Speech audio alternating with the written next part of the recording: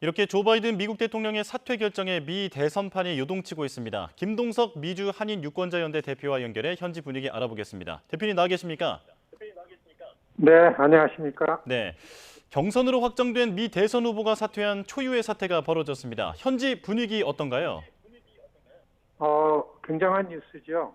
사실 공화당 전당대회를 거치면서 바이든 대통령이 무슨 그 입장을 내놓을 만한 때가 됐다라고서 이제 시선이 쏠리긴 했는데 이 미국에선 일요일입니다. 일요일 날 바이든 대통령이 지금 그 코로나 바이러스 감염돼서 격리 중에 있었는데 예. 아무래도 이게 끝나야 무슨 입장이 나오지 않겠는가. 관심이 많은 전문가들도 그렇게 생각하고 있었는데 일요일 오후 1시 45분에 SNS에다 사퇴 의사를 올림으로 해가지고 미 전역의 전국의 이 모든 뉴스를 덮었습니다.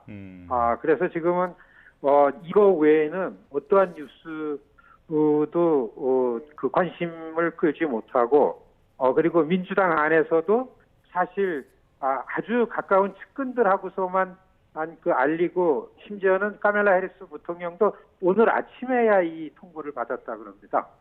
그래서 이 모든 그 언론이나 시민이나 국민들 시선이 이 앞으로 향배가 어떻게 되는지 쏠리고 있습니다. 예. 자, 이제 관심은 민주당의 승산이 있느냐일 텐데 바이든은 사퇴 입장을 밝히면서 해리스 부통령을 지지했습니다. 자, 바이든 대통령보다 경쟁력이 더 있다는 분석도 있다고요? 시민 입장에서 볼 때는 좀 숨통이 터졌다 이렇게 볼 수가 있죠. 바이든 정부 4년 성적이 나쁘지 않습니다. 트럼프에 대한 바이든 정부, 바이든 후보의 그 취약점은 후보가 고령이고 쇠약하고 이게 너무나 약하다라는 거에 있었었는데 예. 그렇기 때문에 일반 민주당의 고정 지지층들이 다 여론이 바이든 대통령으로는 안 되겠다. 트럼프 같은 후보의 경쟁력이 없다라고 그런 걱정에 이런 여론이 왔었기 때문에 일단 이 민주당 쪽에서는 바이든 대통령이 트럼프와 경쟁하는 거에 비해서는 카멜라 해리스 후보가 훨씬 경쟁력이 낮겠다 하는 게 일반 여론이고 그리고 전문가들도 대개가 그렇게 평가하고 있습니다. 예. 자, 트럼프 전 대통령과 해리스 부통령의 가상 대결에서는 근소한 차로 해리스 부통령이 따라잡은 그런 이제 그래픽도 여론조사 결과도 있었는데요. 자, 반면에 반대로 해리스 부통령이 민주당의 대선 후보가 되면 오히려 불리하다라는 여론조사 결과도 있다고 들었습니다. 자, 어떤 점 때문입니까?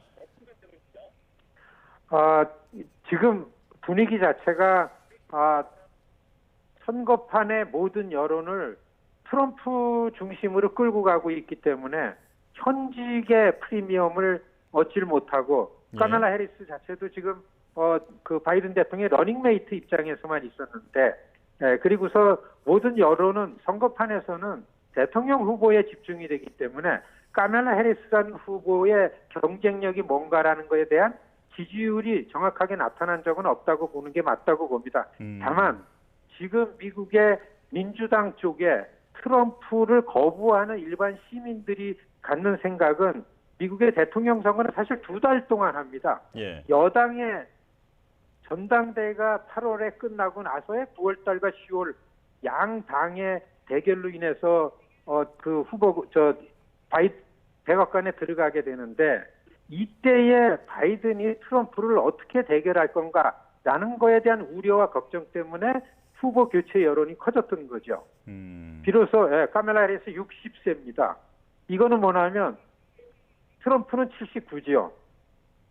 79대 60의 대결로 미국 일반 선거판의 여론이 이제 기반으로 가게 되면은 굉장히 크게 달라지지 않을까 이렇게 보여집니다. 예. 자, 지금 해리스 부통령 이외에 다른 인물들도 거론되고 있다고 하는데 어떤 인물들이 있습니까? 사실 미국 대통령 선거에 현직이 다시 출마 선언을 하고 끝까지 내가 가겠다 그러면은 아무리 유능한 후보가 있어도 앞으로 나서기 굉장히 어렵습니다. 사실 카멜라 해리스 후보를 보면요. 후계자로 나오는 사람 중에 가장 권력 의지가 강한 분입니다. 이분이 부통령으로서 존재감이 없다 그러는 거는 본인이 권력 의지가 강하기 때문에 기회를 엿보느라고 처신을 그렇게 했다라고 보는 전문가들이 훨씬 많습니다.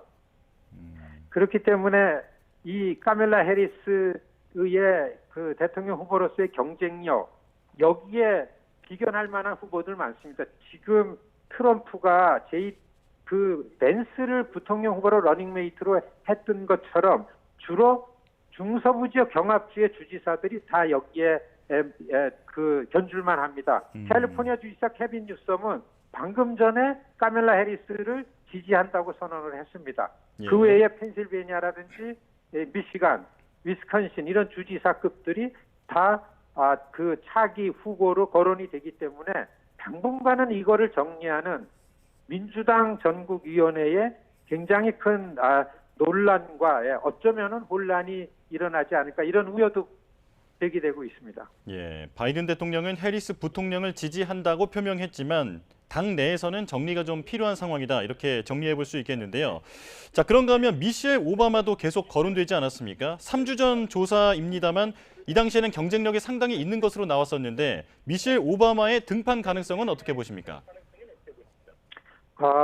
우리말에 저 평양 감사도 본인이 싫으면 미셸 오바마 본인은 이거에 대해서 전혀 가능성이 없다고 보고 본인의 의지가 이걸 안 하기 때문에 일반적으로 국민 사회에 그 대통령감 지도자로서 누가 인기 있냐 이런 지지율로 놓고 볼 때는 그 미셸 오바마가 높다 이렇게 보여지고 있고 현실 정치 안에서 특히 3개월 앞둔 대통령 선거 전에 미셸 오바마가 나올 가능성은 별로 없다고 보는 게 맞다 이렇습니다. 예, 실현 가능성은 별로 없어 보인다라고 말씀을 해주셨고요. 자, 트럼프 전 대통령은 해리스 부통령이 후보가 되면 더 이기기 쉽다 이렇게 얘기를 했습니다. 자, 지금 상황 어떻습니까? 트럼프 후보 입장에서 그렇게 이야기할 수밖에 없다고 보여지고요.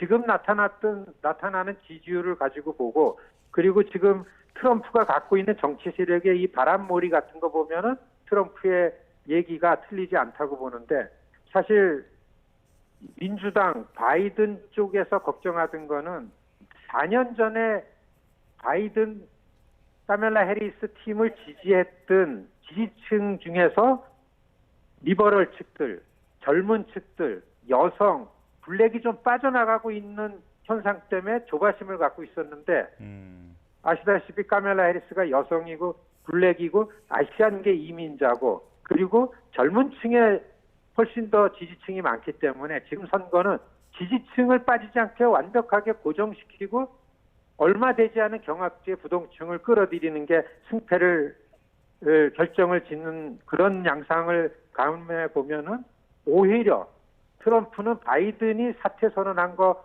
때문에 트럼프 팀은 비상이 걸리지 않았나 이렇게 보는 게 현실적으로 선거판을 보는 맞는 생각이다 이렇게 봅니다. 예. 자, 대체 후보가 누가 될지는 모르겠지만 이런 바이든 대통령의 사퇴가 지지층 결집을 이뤄내서 이런 대선 판도를 바꿀 수 있는 변수가 될 수 있다. 그렇게 보십니까? 바이든 대통령 후보 사퇴하는데 가장 큰 영향을 준 게 기본적으로 민주당으로 들어오는 선거 자금 돈줄이었었습니다. 오늘 낮에 바이든 대통령이 후보 사퇴 선언한 다음에 민주당 쪽에 들어온 개미들의 돈이 역사상 하루 치고서는 제일 많이 들어왔다고 봅니다.